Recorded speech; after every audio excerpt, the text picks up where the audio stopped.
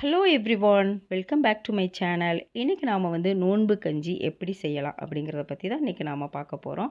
இது செய்கிறது ரொம்ப சுலபம். அதோடு மட்டும் இல்லாமல் இது ஜீரணமாகிறதும் ரொம்ப சுலபமாக ஜீரணமாயிரும். இது எல்லா வயதினரும் சாப்பிடலாம். குழந்தைகளும் சாப்பிடலாம், பெரியவங்களும் சாப்பிடலாம், மிடில் ஏஜ்காரவங்களும் சாப்பிடலாம். எல்லாருமே விரும்பி சாப்பிடக்கூடிய ஒரு நல்ல உணவு. இது எப்படி செய்யலாம் அப்படிங்கிறத பார்க்கலாம். இந்த நோன்பு கஞ்சிக்கு நம்ம சிக்கன் எலும்பு இல்லாததாக பார்த்து வாங்கணும். எலும்போடு வாங்கக்கூடாது.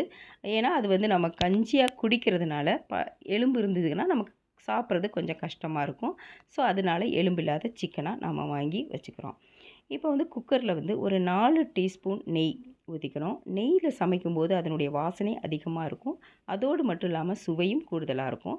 அப்புறம் 4 டீஸ்பூன் ரீஃபைண்ட் ஆயில் அதையும் ஊற்றிக்கிறோம். அது கூட கறி மசால் பட்டை, லவங்கம், ஏலக்காய் இதுவும் போட்டுக்கிறோம். அப்புறம் பிரிஞ்சி இலை, ரம்பை இலை, சின்ன வெங்காயம், 2 பச்சை மிளகாய், இஞ்சி பூண்டு பேஸ்ட்டு 1.5 ஸ்பூன் இஞ்சி பூண்டு பேஸ்ட் போட்டுக்கோங்க. இஞ்சி பூண்டு பேஸ்ட்டு வாசனை போகிற அளவுக்கு வதக்கிட்டு அதுக்கப்புறமா நம்ம தக்காளி போட்டுக்கிறோம். தக்காளி மசிஞ்சு வரும் பொழுது புதினா, கொத்தமல்லி போட்டுக்கலாம். போட்டுட்டு இந்த புதினாவும் கொத்தமல்லியும் நல்லா வதங்கினதுக்கு அப்புறமா ஒரு 1/2 டீஸ்பூன் கறி மசால் தூள் அது போட்டுக்கலாம். அது போடணும் அப்படிங்கிற அவசியம் கிடையாது.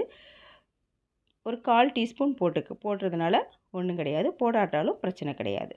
அதுக்கப்புறம் நாம் கட் பண்ணி வச்சுருக்கிற அந்த சிக்கனை நம்ம போடணும். சிக்கனை எவ்வளவுக்கு எவ்வளவு நாம் சின்னதாக கட் பண்ணுறோமோ அந்த அளவுக்கு சீக்கிரமாகவும் வெந்துடும். எல்லா இடத்துலையும் அது ஸ்ப்ரெட் ஆகும். அதுக்கப்புறமா நமக்கு தேவையான அளவு நாம் உப்பு போட்டுக்கிறோம்.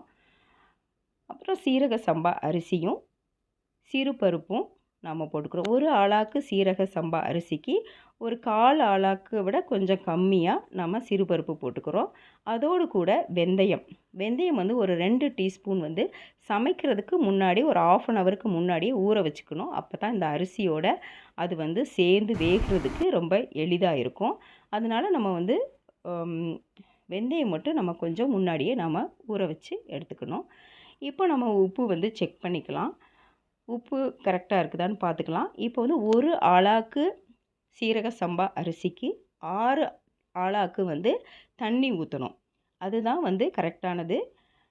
6ம் ஊற்றலாம், இல்லை 5. உங்களுக்கு அதனுடைய சுவையோட அந்த லிக்யூடு உங்களுக்கு எப்படி வேணும், ரொம்ப தண்ணியாக வேணும் அப்படின்னா நீங்கள் 7 கூட ஊற்றிக்கலாம். இல்லை எனக்கு கொஞ்சம் கட்டியாக வேணும் அப்படின்னா நீங்கள் 5